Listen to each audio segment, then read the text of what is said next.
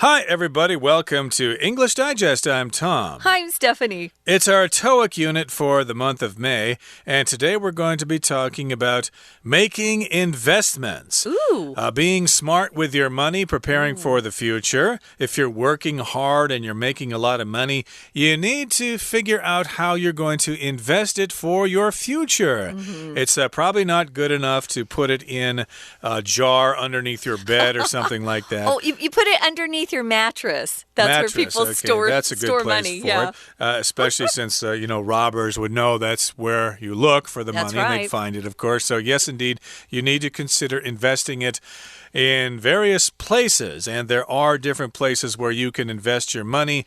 And I guess they're saying in this conversation today and in our lesson next time that you should not put all your eggs in one basket. You should diversify.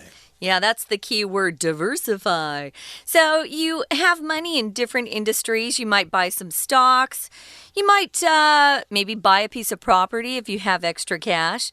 That's a good money earner because usually the price of those homes increases, the value increases over time. Plus, if you have a renter, you're getting that rent money every month. That's kind of nice.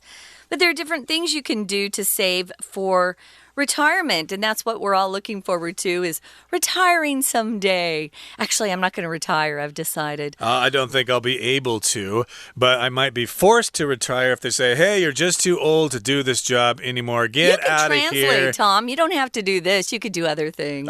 Sure, there's lots of stuff to do, but I'm not going to be too pessimistic about that as we reach our golden years. But yeah, you might want to make some preparations, save for a rainy day. And put your money away and be financially secure when you want to retire at the age of 85 or whenever you're going to retire. So today we've got a conversation between three people. We've got Angela and Mateo, and they've gone to talk to Barry, who is an investment consultant. So he's going to give them some advice on investing. So let's find out what they talk about. Let's listen to our conversation now one time.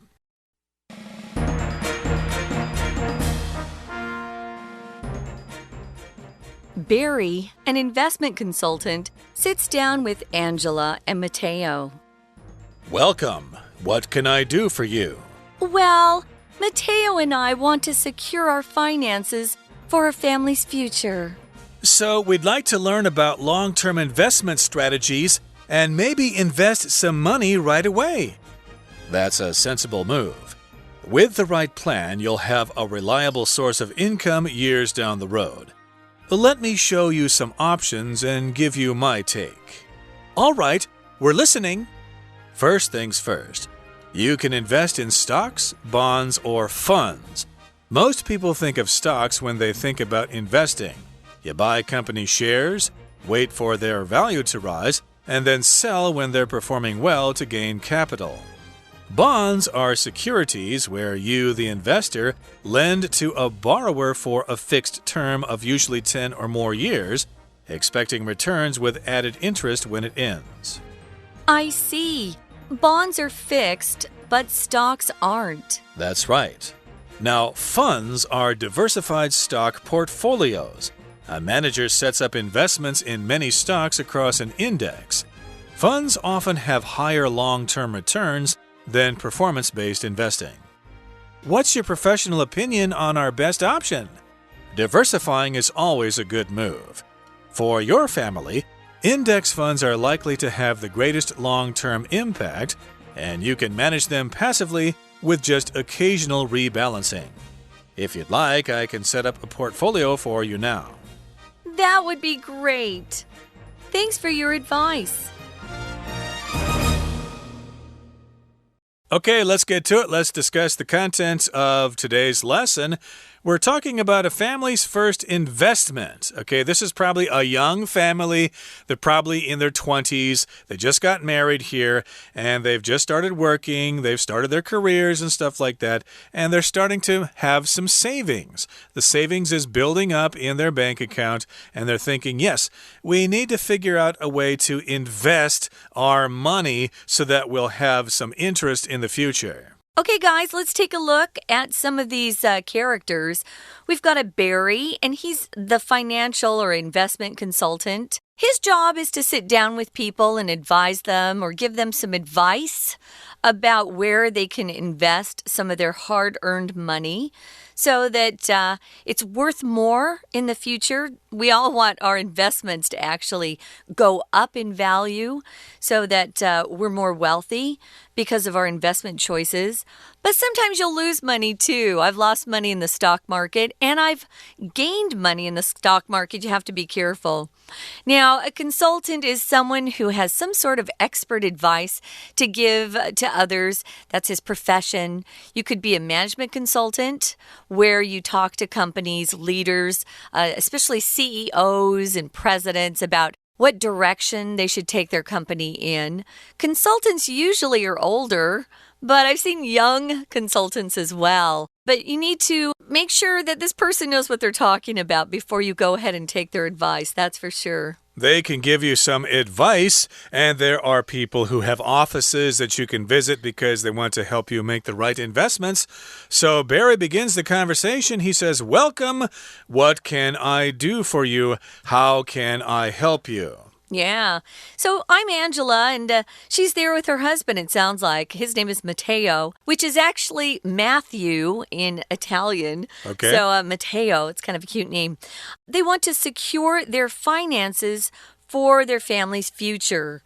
Sounds like maybe they have some kids already. You want to make sure that you've saved up in case your kids want to go to college. You know, going to college is not cheap, especially if you're in America. Your finances. When you see this word, it just relates to the money that you earn, the money that you spend. All of that is included under finances. So it's the management of your money for your own family. I know here in Taiwan, it's very popular for married couples to buy insurance. Life insurance is a way to save money. We don't buy it necessarily to save money for the future in America. We usually buy life insurance in case a mom or dad passes away when maybe the kids are really young and you need some extra money to help out. But here I know it's very popular to buy a life insurance policy as a way to save for retirement. That's one way, but of course, as we said, and as we're going to hear later, diversification is probably what you want to consider. But in any case, Barry is an investment consultant. He's going to help them with their finances, which means the money that you have, the money that you've made, and how you want to invest it and take care of it and stuff like that. Finances, of course, the adjective form is financial. You know, you might want to talk to a consultant about financial matters. In other words, things having to do with money and investing and interest and all that fun stuff. You'll often see finance as a verb. I want to finance my new home, or I need to finance a remodeling on my home, which means you're going to go and try to borrow some money from a bank. But here, like Tom said, it just includes the money you make and the money you spend, and also the money you would hopefully invest in the future. Matteo wants to learn about some long-term investment strategies. So sometimes if you put money away, especially in maybe a savings account, it's not going to double overnight. You don't get the best returns if you just put it in a savings account. But if you're going to invest long term, you need something that's also pretty steady, pretty stable. Sometimes the stock market is a little crazy, as we found out earlier this year. Sure. And he also wants to invest some money right away. And Barry says that's a sensible move. That makes sense. It's logical. It's practical. He could have used those words as well. Oh, very practical. Yeah, very logical. Good of you to think of that. Yep, it's very smart, it's sensible, it's logical, it makes sense. And with the right plan, you'll have a reliable source of income years down the road. So yeah, if you invest wisely and you invest in lots of different places, and if you have a good plan ahead of time, then you won't be starving when you're 75 years old, and you won't have to go live in a trailer or maybe become homeless or something like that. So he goes on to say, let me show you some options, some choices, and give you my take. If you hear someone's take, that just means my opinion, basically. I'll give you my opinion. I'll give you my take on this. First things first. We'll say this phrase when we're talking about a topic that has a lot of parts to it, but the most important thing we'll usually explain at the very beginning. Let's look at the types of investment you can make. We've got stocks. Those are stocks. That's part ownership in a company. For example, if you really love TSMC, right? They make chips here. If you want to invest it in that company, you would buy some of their stock. And then just hold on to it, hoping it goes up. Bonds are another way to invest. I've never invested in bonds. Bonds are part of the government. It's almost like you loaning the government money. The return isn't usually as high. The percent you get back isn't as high, but it can be very stable when the market's a little crazy. So it's good to diversify, as Tom said. If you're going to invest in stocks, which is risky, you might want to also invest in some bonds. When the stock market goes down, bonds go up. So you see how that works out. So investing in bonds is a good idea. Funds are things you can invest in. A fund usually has lots of different companies that you're investing in all at the same time. Those are quite popular. Yeah, I think I had some mutual funds in the past. I don't think I have them now. But, yeah, I've invested in mutual funds in the past. And, yeah, some are good, some are bad. It kind of depends on who you invest in. But most people think of stocks when they think about investing. That's where you hear most people making it rich overnight. You know, wow, stocks, yeah, Mr. Lee, he invested in a certain company just 5 years ago. And it's tripled in value. It's quadrupled. He's a rich man right now. He owns 5 or 6 houses. So, yeah, I want to invest in stocks too. So that's why most people think of stocks, because they think it's really easy to make money. But you only hear about the successful cases. You don't really hear about the failures where someone's stocks tanked and they went down and they lost a lot of money. So, yeah, it's like gambling there. You take a big chance because everybody wants to make a killing on the stock market, not just you. That's true. So he explains pretty well here what they can expect if they buy stock. Stock is countable and non-count, guys. So if I say I own a lot of stock, that's correct. And it could be stock in different companies. So it's kind of a tricky word. We go back and forth on whether to put an S on or not. So people think of stocks. Also, the bonds, where I said it's almost like you lending the government money. And then at the end of a particular period of time, a 10-year bond, a 20-year bond, once that time has come to an end, that's when you get your money back with a little interest. It's not a great way to make a lot of money, but it's good to have bonds when the stock market is tanking or going down. The other thing here, Angela says, I see bonds are fixed, but stocks aren't. That's very true. You know exactly what you're going to get with the bonds when you buy them, but with stocks, you could make a ton of money or you could lose a ton of money. Indeed. And of course, you want to gain lots of capital, lots of interest, and all these investments can help you do that. But again, bonds are fixed and stocks aren't. But of course, stocks can help you make a lot of money because they aren't fixed, but bonds are fixed. So you probably won't make a lot of money, but it's a secure, safe investment. And Barry agrees, that's right.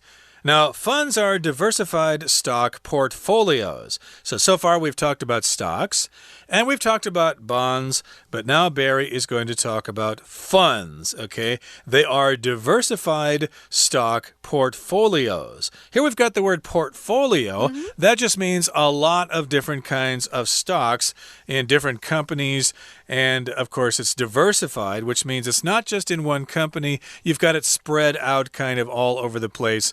And certain companies specialize in offering these stock portfolios, these funds or mutual funds. They'll figure out where to invest the money. You just kind of have to trust them. You do.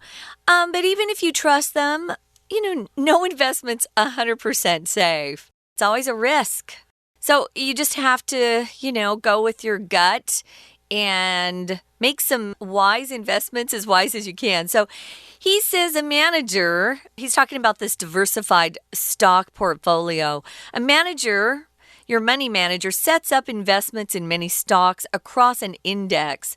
Funds often have higher long-term returns than performance-based investing. That's true. So you might have an index fund. It's kind of like a mutual fund as well, where you've got a lot of the stock in there. They're listed with different companies, and it kind of matches the general performance of the stock market. It's not easy to explain quickly, guys, so if you're really interested in this stuff, I suggest you get a good book on investing in stocks and bonds. They go into examples that we don't have time to give here. But yeah, it's something you want to think about, especially if you're just starting school, and I mean university. Now's the time to start thinking about retirement, believe it or not, because you want to start saving when you're young so that savings grows and grows.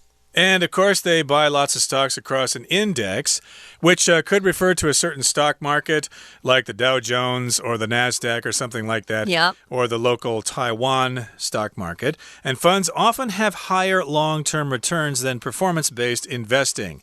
So, yeah, these are funds here, and they might give you some great interest, some long-term returns, and they might even be better than performance-based investing, which I guess is referring to stocks by themselves. Yeah, single stocks for single company. It's true. They've done some studies on this. So one of my professors wrote a book about this at Zhengda. But if you invest in an index fund and you leave the money alone, don't keep buying and selling, leave it in and let it go. They've proven that over the long term, they actually do quite well, better than just buying single stock in one company. So Mateo wants to know what his professional opinion is and what's their best option, what's their best choice. Of course, he says diversifying is always a good move. You might want to buy some gold and silver too, guys. That's my advice personally. Now, he says for your family, index funds are likely to have the greatest long-term impact. And you can manage them passively, meaning you don't have to look every single day to see what's going on. If you're busy and you don't want to live looking at the stock market and how it's doing, buy some index funds. Then you can just let it go. He says, if you'd like, I can set up a portfolio for you now.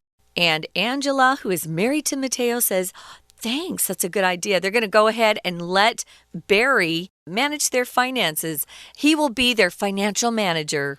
I think they're off to a good start here, so hopefully they'll be able to retire at a young age and enjoy their retirement, play golf, go traveling, take cruises, and stuff like that. Okay, that brings us to the end of our explanation. We're going to listen to our Chinese teacher right now. Hello, my name is Shelby. 我们今天要来看专家提出的理财建议。标题的地方 seek 是寻找，相当于 look for 或 search， 后面加名词也是寻找的意思。不过 seek 是比较正式的用法，尤其是指找一些非物质的东西，可以搭配 out 变成了动词片语 seek something out， 找出来某人某事。而它的三态 seek, sought, S-O-U-G-H-T。好 Barry 是投资顾问 Angela 和 Mateo 来询问他的意见。Angela 就先说了 Well, Mateo 和我呢想要确保我们的财务安全。 Secure 这里当作动词，使安全保护，后面加名词，它也可以当形容词，表示安全的、牢靠的。 A secure accommodation 安全住处。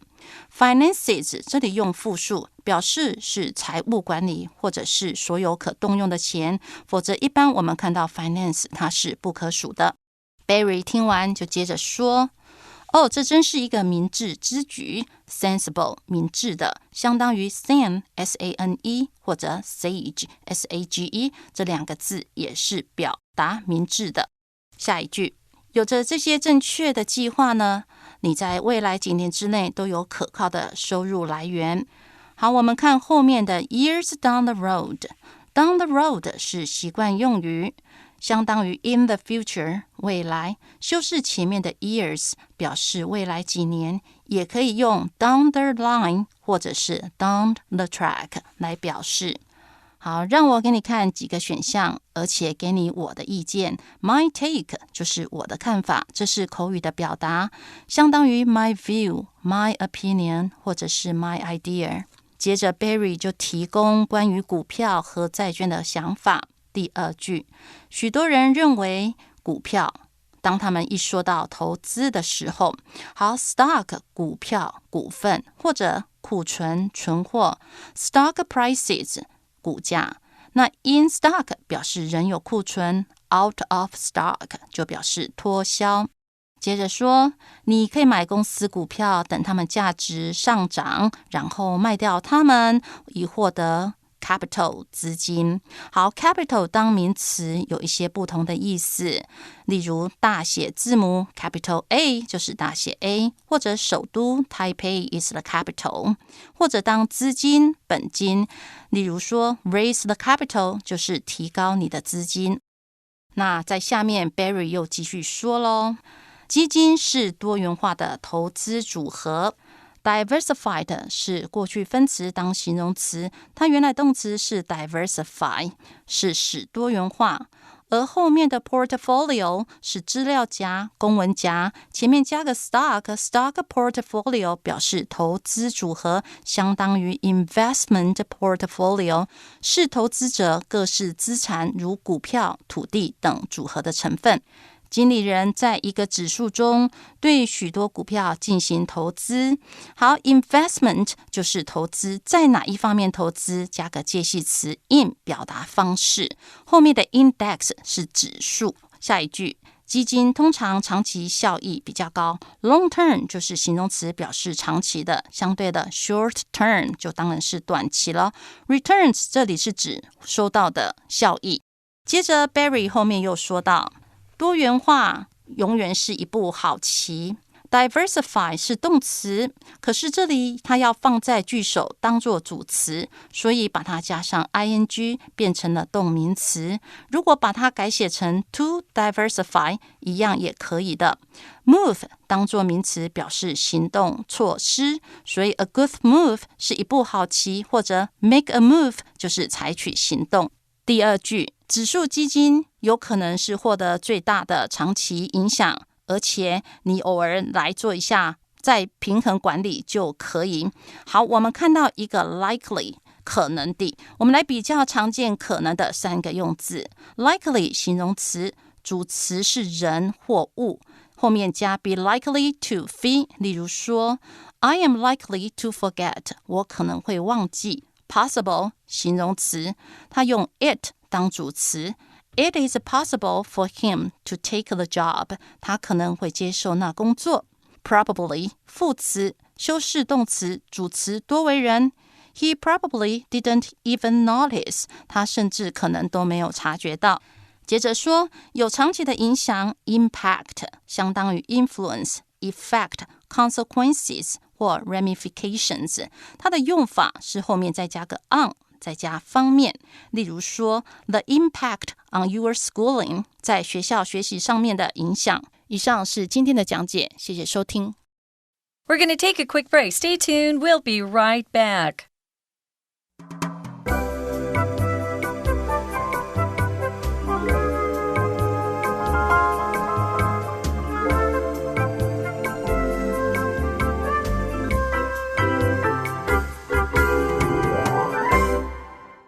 Okay, we've got some useful expressions here about seeking clarification. So here's the first one. It goes like this. Sorry, I didn't quite catch that. Could you repeat the name of that last stock index so I can write it down? So I didn't quite catch that. I didn't understand what you said. Can you repeat that? Can you say the name again so that I can write it down? Another phrase that's similar that my mom and dad used to say a lot is, I didn't quite catch that. Can you run that by me again? Can you run that by me again? It just means, please repeat what you just said. Hey, sometimes I can't understand native English speakers. Just depends on how clear somebody is. Don't be embarrassed to ask someone to repeat something or maybe say it a little bit more slowly. If I have a friend who doesn't understand what I said in English here, I will actually find a simpler way to say it, and maybe that helps them. They do the same thing for me when I can't understand what they said in Chinese. So don't be afraid to ask people to repeat. They're happy to do it. Here's number 2. Can you elaborate on the difference between mutual funds and exchange-traded funds? Can you elaborate And this isn't elaborate. That's a 形容词. This is the verb. Can you elaborate just means, can you give me more details about what you're talking about? Explain it a bit more. And that's also a good way to make sure that what you think you heard is what they said. Indeed. So can you elaborate on that? Can you give me the details? I didn't quite catch what you said. What'd you say? Yeah. Can you talk some more about that? And that's what the second one is talking about here. Just getting the details from somebody. And in this particular case, they want some details about the difference between mutual funds and exchange-traded funds. Yeah, what is the difference between A and B? Now, here in the third example we have, so just to clarify what you said before, it's better to wait to sell until the market is strong. So, yeah, if you want to make a statement or question, you just raise your voice at the end of the sentence. Right. Yeah, you can always ask for clarification, which just means someone explaining a bit more about what they've said so that you'll understand a little bit better as well. Yeah, so here's one of our discussion questions. Have you ever considered investing in the stock market, Tom? And which stocks would you buy and why? Well, no, I haven't really considered investing directly in the stock market, but I have had mutual funds before. I just don't think I'm that savvy with finances, and I'm not willing to check the listings every day to find out if they've gone up or if they've gone down, if I want to buy or sell. So, yeah, I would probably avoid that. I'm just not smart enough for that. But if I had to invest, I'd certainly invest in some local stock companies that perform well, some of the computer chip manufacturers, stuff like that. Yeah, I really wish I had invested in Amazon a long time ago. There are some good stocks out there if you're brave enough, but do the research, make sure you know what you're doing, and don't put money in the stock market that you can't afford to lose. Okay, thank you for joining us, and we'll continue talking about investing in our next program. We'll give you the top 4 tools, so please join us then. From all of us here at English Digest, I'm Tom. I'm Stephanie. Goodbye. Bye.